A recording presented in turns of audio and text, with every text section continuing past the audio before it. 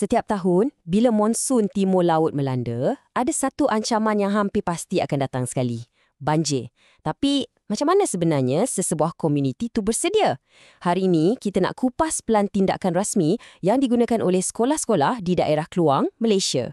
Jom kita tengok macam mana diorang bersiap sedia untuk lindungi pelajar dan komuniti bila air dah mula naik. Inilah hakikatnya. Untuk sekolah-sekolah kat sini, monsun ni bukan lagi soal kalau jadi, tapi soal bila.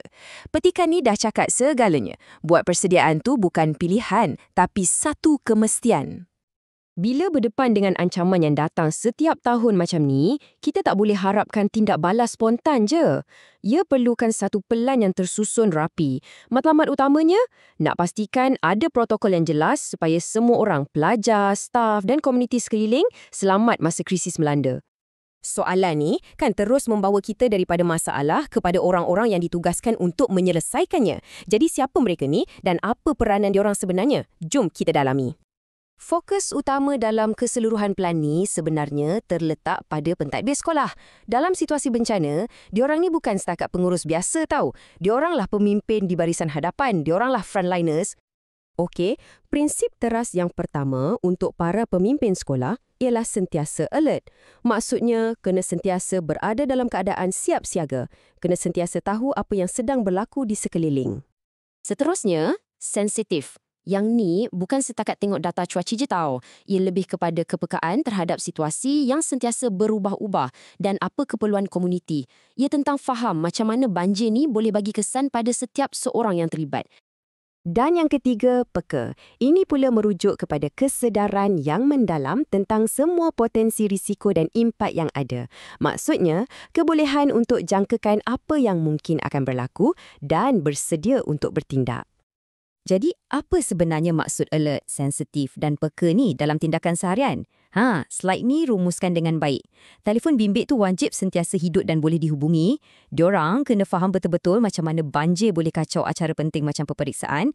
Dan yang paling kritikal, diorang kena jadi penghubung utama antara sekolah dengan agensi-agensi lain. Okey, sekarang jom kita beralih pula.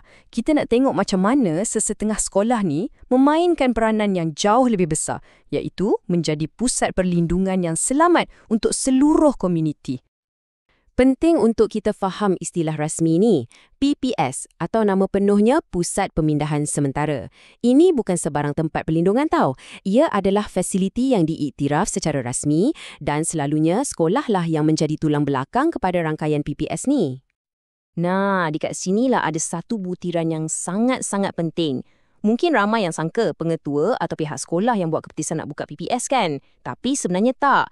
Kuasa untuk aktifkan sesebuah sekolah sebagai PPS datangnya daripada pegawai daerah. Ini penting untuk pastikan tindak balas tu terselaras di seluruh daerah, bukannya keputusan yang dibuat ikut suka hati. Menjadi sebuah PPS ni datang dengan tanggungjawab yang besar. Slide ni gariskan beberapa perkara utama. Sekolah tu kena standby 24 jam. Pengawal keselamatan kena tahu apa nak buat, terutamanya kalau pemindahan berlaku waktu malam, dan talian komunikasi dengan agensi bantuan macam NADMA dan Rela tu kritikal.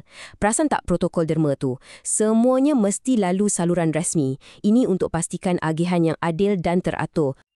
Tapi, jangan ingat persediaan menghadapi bencana ni hanya untuk sekolah-sekolah yang jadi PPS je tau. Tak, ia adalah tanggungjawab setiap sekolah dalam daerah tu. Perkara paling utama dekat sini ialah penilaian risiko yang proaktif. Setiap pentadbir sekolah, tak kiralah sekolah tu PPS atau bukan, diwajibkan untuk tinjau kawasan sekeliling dan tanya soalan-soalan penting. Apa bahaya yang ada? Ada pokok yang nampak macam nak tumbang tak? Ada curun yang berisiko tanah runtuh? Keselamatan sentiasa bermula dengan kenal pasti ancaman dulu. Dan slide ni, ia tunjukkan dengan sangat jelas macam mana penilaian risiko tadi diterjemahkan kepada satu pelan yang praktikal. Sistem zon guna kod warna ni walaupun nampak simple tapi sangat berkesan. Semua orang, pelajar, guru, staf boleh terus nampak mana kawasan yang selamat dan mana kawasan yang diorang kena lebih berhati-hati. Yang ini, protokol ni memang sangat kritikal. Sebelum seorang guru bertugas tu boleh balik, dia ada satu tanggungjawab mutlak. Pastikan tak ada seorang pun pelajar yang tertinggal dalam kawasan sekolah. Inilah barisan pertahanan terakhir untuk jamin keselamatan setiap kanak-kanak. Okey, kita dah banyak cakap pasal persediaan fizikal. Macam mana pula dengan pengurusan mangsa, aspek kemanusiaan dia? Jom kita tengok macam mana teknologi moden main peranan penting dalam menguruskan mangsa bencana.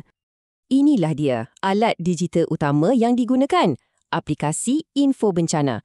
Ia direka khas untuk melancarkan proses pendaftaran dan pengurusan mangsa banjir. Jadi, macam mana ia berfungsi? Mudah je.